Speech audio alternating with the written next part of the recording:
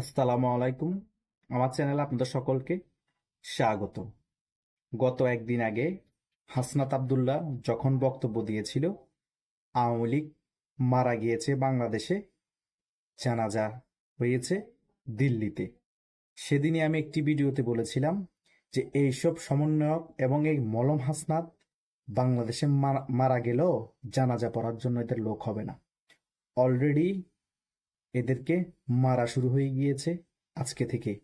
সে গাজীপুরে একটি গার্মেন্টসে জুট ব্যবসার নিয়ন্ত্রণ নিতে গিয়েছে। সেখানে বিক্ষুব্ধ জনতা তাকে গণধোলাই দিতে চেয়েছে। পরে কোনো রকমে সেভ হয়ে সে আসতে পেরেছে, না হলে গণধোলাই খেয়ে মারা যেত। এইসব টোকাইদেরকে বিক্ষুব্ধ জনতা গণধোলাই দিয়ে রাস্তায় মারবে। এরা আওয়ামী লীগের মতো দলকে নিষিদ্ধ করতে চায়।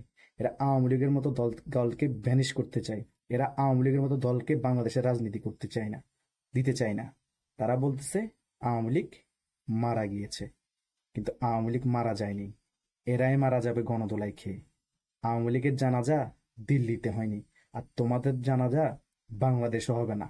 তোমরা জানাজা ছাড়াই মরবা। মানুষকে মব ভায়োলেন্স করে 5ই আগস্টের পরে অনেক মায়ের বুক খালি করেছে এসব কথা বলে। যখন তোমাদের মায়ের বুক খালি হবে তখন বোঝা যাবে যে কারো মায়ের বুক খালি হলে কত কষ্ট। এটাই হচ্ছে প্রকৃতির নিয়ম।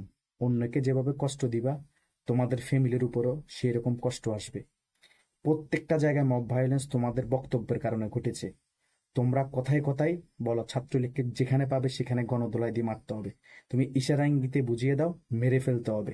যেখানে পাবে সেখানে পুলিশকে ধরাই দিতে হবে। তোমাদের নিজেদেরই জানের নিরাপত্তা নাই, তোমরা সাধারণ জনগণের জানের নিরাপত্তা কিভাবে দিবা? এত প্রোটেকশন, এত পুলিশ সাপোর্ট নেওয়ার পরও তোমরা গণধোলাই খাচ্ছ। তার মানে জনগণ তোমাদের পাশে নাই। জনগণ তোমাদের পাশে নাই, এটা সম্পূর্ণ ক্লিয়ার। এবং জনগণ তোমাদেরকে শুধু সুযোগ পাওয়ার দেরি গণধোলাই দিয়ে দিবে। আজকে সুযোগ পেয়েছিল, কিন্তু গাড়ির ভিতরে ছিল বিদায় ওয়াইস মতো ভালো মতো মারতে পারে না। তাও হালকা কিছু মার খেয়েছো, এটা দেখিয়ে সিম্পিতি নেওয়ার চেষ্টা করেছে। যতই সিম্পিতি নেওয়ার চেষ্টা করো, কোনো রকমই বাঁচার সুযোগ নেই। 8 মাস কিন্তু অনেক খেয়ে ফেলেছ। বাংলাদেশ যা ধ্বংস করার ধ্বংস করে দিয়েছ। আর সময় নেই। পালানোর পথ খুঁজো, না হলে রাজপথে গণধোলাই খেয়ে মরতে হবে। জানাজা দেওয়ার জন্য লোক পাবা না। আওয়ামী লীগের তো অন্তত জানাজা দিল্লিতে রয়েছে বলেছ, তোমাদের জানাজার জন্য লোকও আসবে না। ধন্যবাদ সকলকে।